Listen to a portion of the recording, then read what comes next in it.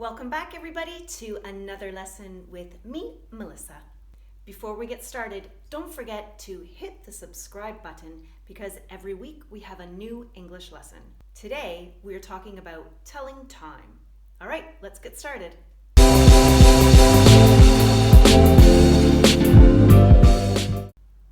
So when we're telling time, we can either use expressions like half past, a quarter past, a quarter to, or we can tell time by speaking the minutes and the hours, so by using the numbers. Let's start with the expressions half past, quarter past, and a quarter to. When we're using the expressions half past or a quarter past or a quarter to, what we're really saying is past meaning after the hour and to meaning before the hour. If we look at this clock, we can see that the minute hand, or the big one, is pointing at 30. And the hour hand, or the small one, is pointing just past the 3. And in this case, we can say that it's half past 3, which simply means that it's 30 minutes after the hour of 3 o'clock. Of course, we can also say a half past the hour when we're looking at a digital clock. So it doesn't only have to be an analog clock. So this digital clock says the same thing, half past 3. Okay, so let's talk about when we say a quarter past and a quarter to. So again, past means after the hour and to means before the hour. And when we say a quarter, we're talking about 15 minutes. So either 15 minutes after the hour or 15 minutes before the hour. If we take a look at this clock, we can see that it's a quarter past 5. So 15 minutes after 5 o'clock.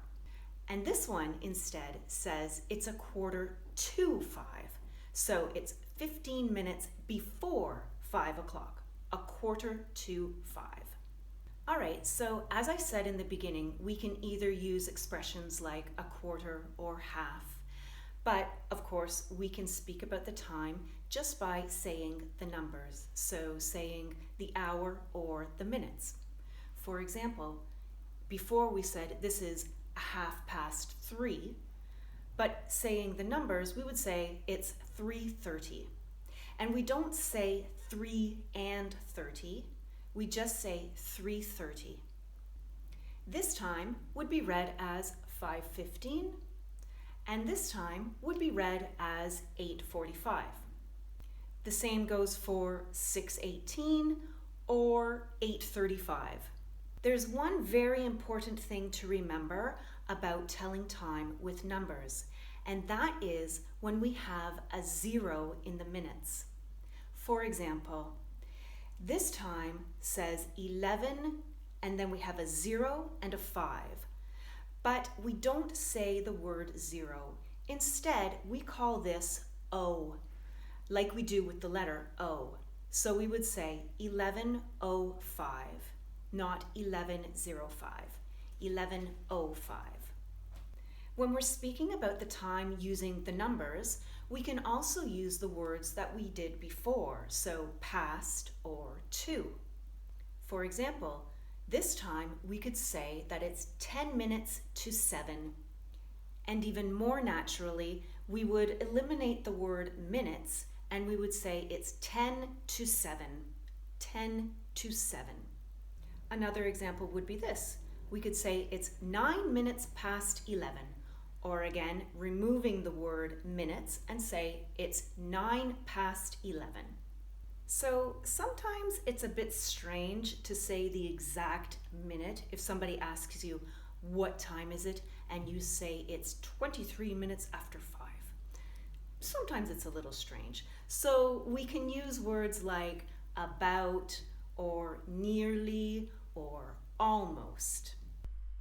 So a time like this, you could either say it's 11:26, or you could say something like this.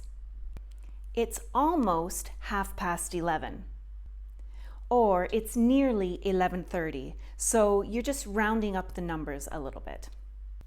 Now, some of you may be used to telling the time using the 24-hour clock. So, for example, you would read this as the hour is 15, and I would say that it's 3 p.m. When you're reading the 24-hour clock, you don't need to indicate whether it's morning or evening. But when you're using an analog clock, so it only shows us 12 hours, we need to indicate whether it's morning or evening. And of course, we use AM and PM. So, AM begins at midnight and it finishes at 12 noon. PM begins at 12 noon and of course it finishes at 12 midnight. Another thing we can say, instead of AM or PM, we can indicate whether it's the morning, the afternoon, or the evening. So instead of saying 5:30 p.m., I could say it's 5:30 in the evening or 5:30 in the morning. So for example, if someone asks you, what time is that show on tomorrow? You could say something like, it's on at 3 o'clock. And they might say, 3 o'clock in the morning or 3 o'clock in the afternoon. So you may have to indicate, it's on at 3 o'clock p.m. or 3 o'clock in the afternoon. So you've probably noticed that throughout this lesson, I'm using the word o'clock. And I'm sure you've heard that before, but why do we say o'clock? Why do we say o'clock? History lesson! So apparently, the word o'clock actually started in the 14th century because back then they had a bunch of different ways to tell the time, including the sundial. And the sundial was not as accurate as the analog clock. So if someone in the 14th century said, hey, what time is it?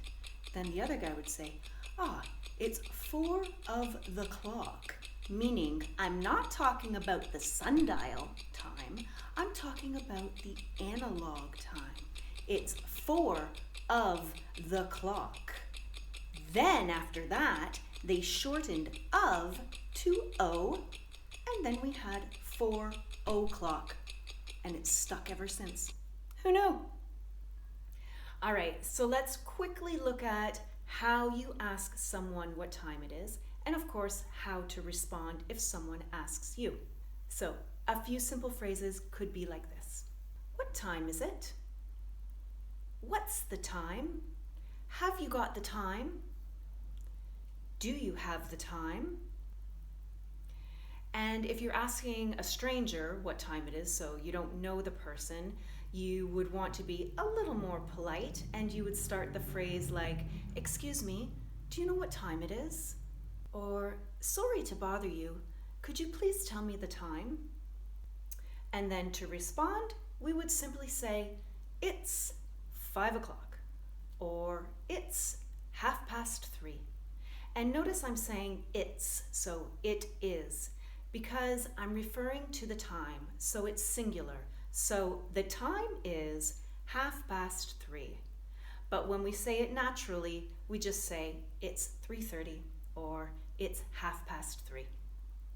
Okay, everybody, that's the end of today's lesson. I hope it was informative for you.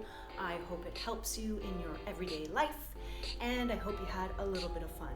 Don't forget to click subscribe and check out this video too. I'll see you next time. Bye-bye.